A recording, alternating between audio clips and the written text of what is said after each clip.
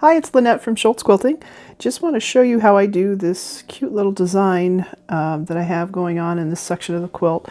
This quilt has blocks that are kind of floating without colored sashes, so I'm doing a lot of beautiful white on white quilting in between the blocks, but I want to show you this neat little design and how simple that is.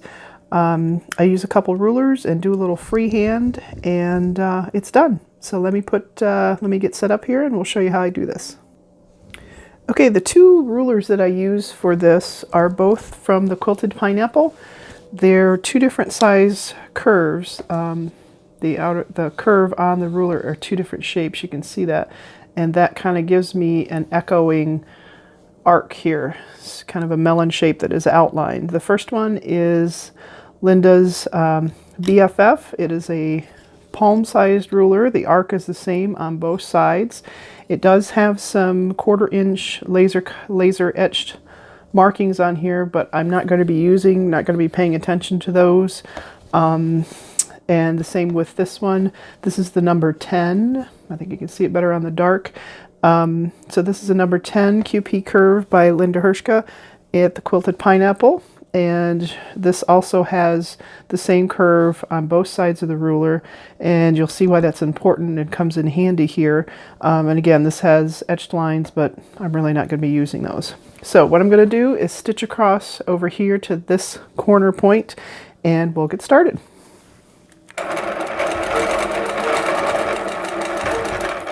So I just traveled right in the seam line there. So now what I'm going to do is swing two different arcs, and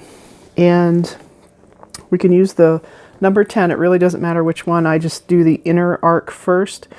So this is going to be the inside of this melon shape right here.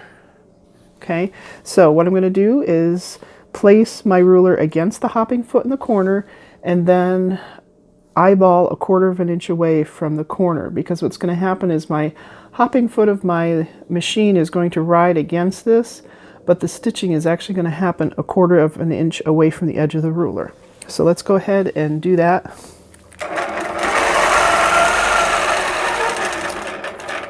And then I land right in the corner.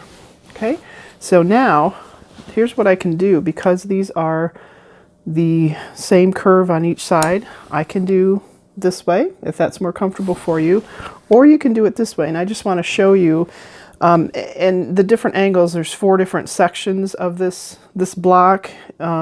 Because they're at different angles, it might be helpful to hold the ruler in different ways for the different sections, but I just want to show you this one.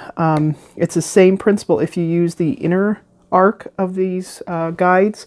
Again, you're going to put the this corner down here that's almost off camera, you're going to put that 1/4 inch away from the edge of the ruler, because your hopping foot will stitch 1/4 inch away. So here we go. And I land right in the corner. Now, if you're doing this and you can see, like, let's say you're right about here and you're thinking, darn, I'm not going to hit that corner exactly where I want, then just turn your ruler a little bit and push yourself into that corner. Adjust it a little bit. It's better to adjust it. No one's going to notice the slight variation in this shape, but they will notice if you don't hit the corner. So the next thing I'm going to do is the exact same thing with this ruler, but it is going to give me an outline. This is the one we just did. Now I'm going to kind of outline this, and it's going to taper into the same point, because they are curved in 2 different shaped arcs. Okay, so if I go, but I'm still putting my guide against the foot right now that's in the corner. The needle is down in the corner, and I'm placing the edge of my ruler 1/4 inch away from that point. So let's go ahead and stitch that.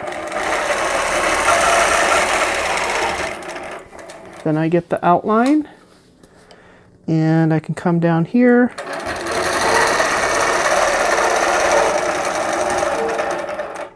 and get the outline there. Okay, so now I have an outlined melon or seed type shape. And now I'm going to do this freehand without any guides, and I'll show you how I do this to get a repetitive, and they're not exactly the same every time, and that's okay. That's what hand-guided custom quilting, you know, you're not going to be mechanical and have it exactly the same.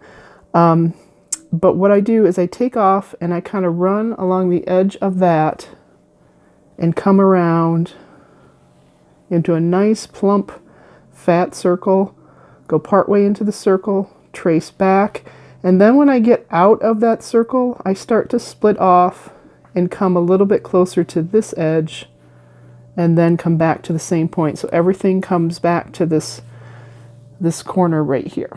Okay, so let me do that.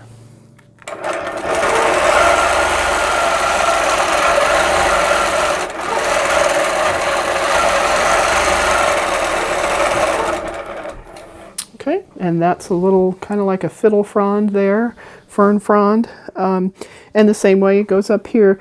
And the way I remember which way these spiral, because I did have to take a couple out because I came out and I circled this way, and that's not the way it is. This whole design tends to, you know, it curves out, and that's kind of the beauty of it. It's almost like, looks like a, maybe like a lily pod or something like that, a flower that's blossoming and coming out, is that it always rolls out. Okay, so I'm going to stitch this other one. Kind of trace along that edge, just kind of get your bearings, come around, trace, and then open up and hit your point. So there you have it. I don't have a name for this design. I just thought it was a great fit for this shape block. I don't even know the name of the block. It's a beautiful block. Very simple, but it's really quite pretty. So there you have it. Hope that was something that you might be able to use in another quilt. Thanks, and have a great day.